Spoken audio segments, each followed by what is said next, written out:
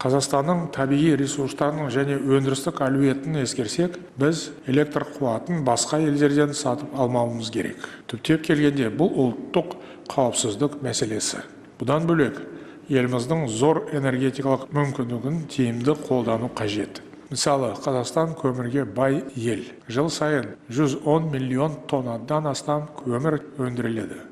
Осы стратегиялық артықшылықты дұрыс пайдаланған жөн. Біз заманауи үлгідегі таза көмір технологиясына тезірек көшуіміз керек. Сол арқылы көмір станцияларының тиімділігін арттыра түсеміз.